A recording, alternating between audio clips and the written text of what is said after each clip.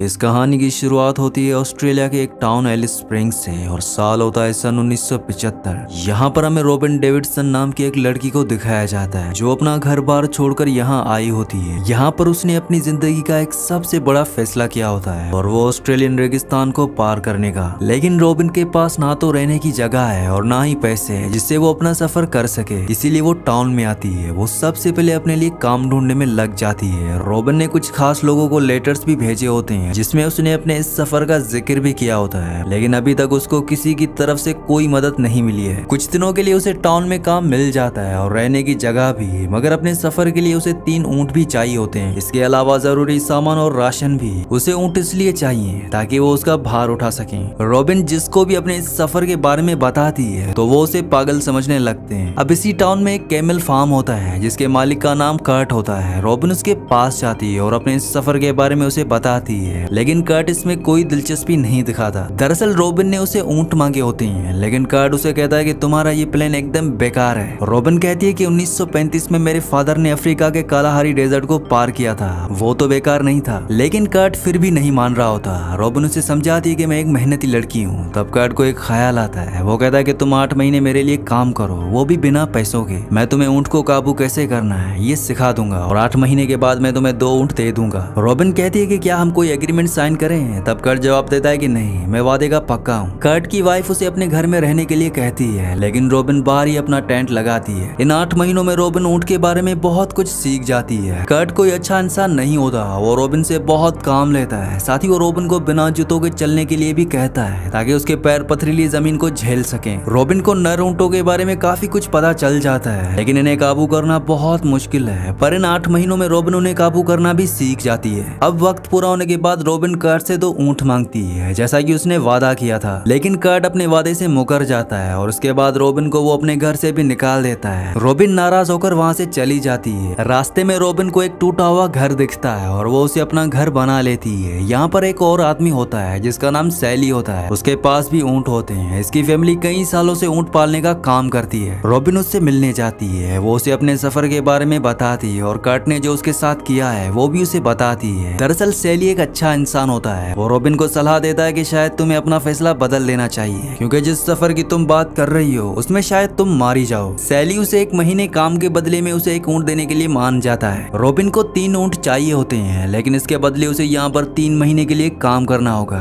जो वो खुशी से करना चाहती है। इसके बाद रॉबिन सैली से ऊंटों के बारे में बहुत कुछ सीख जाती है। अब कुछ टाइम बाद रॉबिन से कुछ दोस्त मिलने आते हैं। वो जब रॉबिन को इस हालत में देखते हैं तो उन्हें बहुत बुरा लगता है। वो रॉबिन को सलाह देते हैं कि वो अपने इस सफर को कम कर ले, लेकिन रॉबिन को इसमें कोई दिलचस्पी नहीं होती है क्योंकि वो एक अलग इंसान होती है जो दुनिया की भीड़ भाड़ और लालच से दूर रहना चाहती है। इन्हीं में से एक फोटोग्राफर होता है जिसका नाम रिक है। दरअसल रिक ने ही रॉबिन को ये सलाह दी थी कि नेशनल जियोग्राफिक चैनल वाले तुम्हारे सफर को स्पॉन्सर कर सकते हैं, क्योंकि रॉबिन को पैसों की भी जरूरत है। वीडियो में आगे बढ़ने से पहले आप सबसे रिक्वेस्ट है कि मेरे 99% व्यूवर्स वीडियो तो देखते हैं लेकिन चैनल को सब्सक्राइब नहीं करते और ना ही वीडियो को लाइक करते हैं। तो आप सबसे रिक्वेस्ट है कि मेरे चैनल को सब्सक्राइब और वीडियो को लाइक लाजमी से कर दिया करें। अगली सुबह रॉबिन के दोस्त चले जाते हैं। अब 1 महीना काम करने के बाद सैली उसे 1 ऊंट दे देता है। कुछ दिनों बाद रॉबिन को पता चलता है कि वो ऊंटनी प्रेग्नेंट है। रॉबिन फैसला करती है कि वो थोड़ा इंतजार करेगी। इसके बाद वो फिर से कर्ट के फार्म पर जाती है ताकि वो उसे अपने 2 ऊंट ले सके, लेकिन वहां पहुंचने पर उसे पता चलता है कि कर्ट ने अपना फार्म किसी और को बेच दिया है। रॉबिन ऊंटों के सौदे के बारे में डेविड नामी आदमी से बात करती है, लेकिन वो आदमी रॉबिन की बात नहीं मानता और कहता है कि कर्ट ने मुझे किसी सौदे के बारे में नहीं बताया। दरअसल ये आदमी यहाँ पर नया होता है और जब रॉबिन देखती है कि उसे ऊंट नहीं संभाले जा रहे हैं तो वो उसकी मदद करती है और उसके बाद वो आदमी रॉबिन को ऊंट दे देता है, जिससे रॉबिन को बहुत खुशी होती है और वो नेशनल जियोग्राफिक वालों को लेटर लिखती है जिसमें वो अपने सफर के बारे में बताती है और साथ ही रॉबिन को स्पॉन्सरशिप की उम्मीद भी होती है। अब सफर पर निकलने से कुछ दिन पहले सैली रॉबिन को बोलता है कि अगर उसे कोई नर ऊंट अपनी तरफ भागता हुआ दिखाई दे तो वो एक पल के लिए भी ना सोचे और उस ऊंट को शूट कर दे। सैली अपनी तरफ से रॉबिन को एक गन भी देता है। रॉबिन ने अपने फादर और सिस्टर को एक लेटर भी लिखा होता है कि वो कुछ दिनों में ही अपने सफर पर निकल जाएगी। असल में रॉबिन की सिस्टर शादीशुदा होती है, इसीलिए वो रॉबिन के लिए भी यही चाहती है कि वो भी एक अच्छी जिंदगी गुजारे, लेकिन रॉबिन उससे अलग होती है। कुछ दिनों बाद रॉबिन को नेशनल जियोग्राफिक वालों की तरफ से एक खबर मिलती है जिसमें वो स्पॉन्सरशिप के लिए तैयार होते हैं, मगर उनकी कुछ शर्तें होती हैं जिसमें उनका एक फोटोग्राफर जो उसके सफर के दौरान उसकी तस्वीरें लेगा, लेकिन वो फोटोग्राफर कोई और नहीं बल्कि रॉबिन का दोस्त रिक होता है। इसके बाद रिक रोबिन के लिए सफर का कुछ जरूरी सामान ले आता है और इसके बाद वो दिन आ जाता है जब रोबिन को अपने सफर के लिए निकलना होता है। वो अपनी फैमिली और सैली से अलविदा कहती है। यहाँ पर वो ऊँटनी जो कि प्रेग्नेंट थी वो भी अब माँ बन चुकी है। रोबिन ने अपने तीनों ऊँटों पर सामान रख दिया होता है और ऊँटनी का बच्चा भी अपनी माँ के साथ चल रहा होता है और साथ ही रोबिन का कुत्ता भी इस सफर में उसके साथ होता है। रास्ते में कुछ छोटे गाँव आते हैं और जहाँ भी रोबिन रुकती है तो रिक रोबिन की तस्वीरें ले लेता है। इसके बाद आहिस्ता आहिस्ता उसकी ये कहानी न्यूज़पेपर पर आने लगती है। 29 दिन तक वो लगातार अपनी मंजिल की तरफ बढ़ रही होती है और अब उसके रास्ते में माउंट ओल्गा पार्क आता है, लेकिन पार्क रेंजर्स उसे अंदर जाने नहीं देते।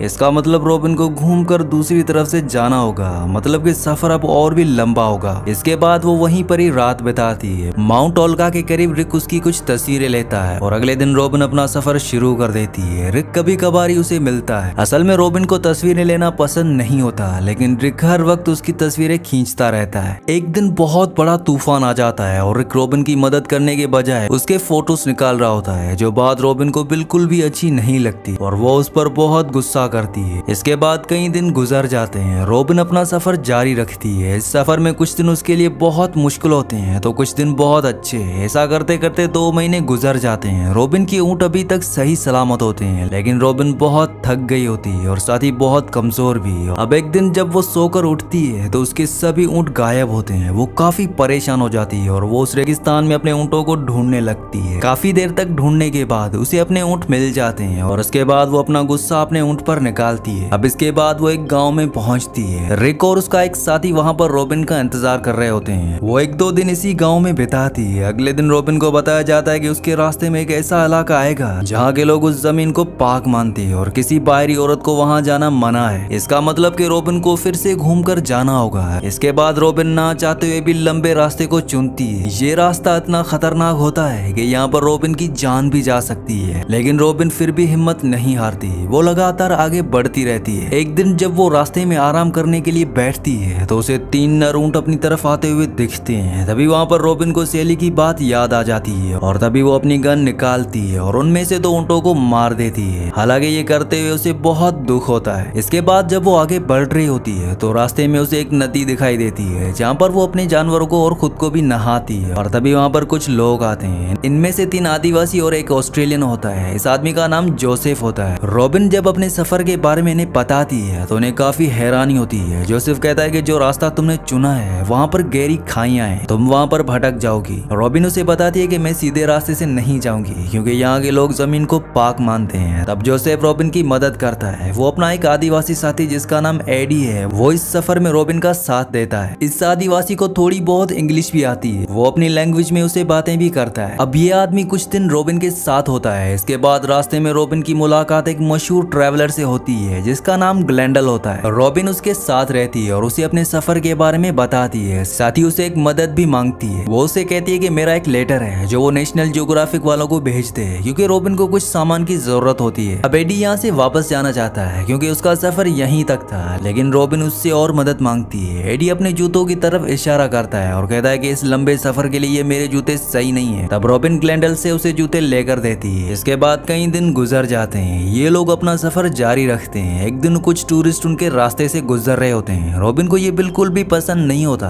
कि कोई उसकी तस्वीर ले, इसीलिए वो उनके लिए नहीं रुकती और आगे बढ़ जाती है। रोबिन अब कैमल लेडी के नाम से मशहूर हो चुकी है, इसीलिए हर कोई उसे कैमल लेडी कहता है। अगले सीन जब एडी कैंगरू का शिकार करके लाता है तो रोबिन उस कैंगरू को काटने वाली होती है, लेकिन तभी एडी उसे रोक देता है। वो कहता है कि तुम्हें यहाँ के रूल्स नहीं तोड़ने चाहिए, यानी कि औरत किसी जानवर को नहीं काट सकती। 20 दिन के बाद रोबिन और एडी एक और गांव में पहुंच जाते हैं जहां पर रिक इनका इंतजार कर रहा होता है और अब एडी का सफर यहीं खत्म हो जाता है क्योंकि वो इससे आगे नहीं जा सकता। लेकिन आगे रोबिन के रास्ते में एक ऐसा रेगिस्तान आने वाला होता है जहाँ पानी बिल्कुल नहीं होता। रिक रोबिन से कहता है कि मैं कोशिश करूंगा हर एक जगह पर तुम्हारे लिए पानी का इंतजाम करूं। कुछ दिनों के बाद रोबिन उस रेगिस्तान में कदम रख देती है, लेकिन यहाँ पर उसकी हालत कुछ अच्छी नहीं होती। उसका दिमाग काम करना छोड़ रहा होता है और साथ ही उसे अजीब अजीब चीजें दिखाई दे रही होती हैं। एक दिन वो अपना कंपास खो देती है और काफी ढूंढने के बाद उसे कंपास तो मिल जाता है, लेकिन वो अपनी यादों में ही खो जाती है। लेकिन फिर भी वो रुकती नहीं, आगे बढ़ती रहती है और एक दिन वो एक घर के सामने पहुंच जाती है। वो काफी देर तक वहाँ पर खड़ी रहती है। उसे लग रहा होता है कि ये भी उसका वहम है, मगर ऐसा नहीं होता।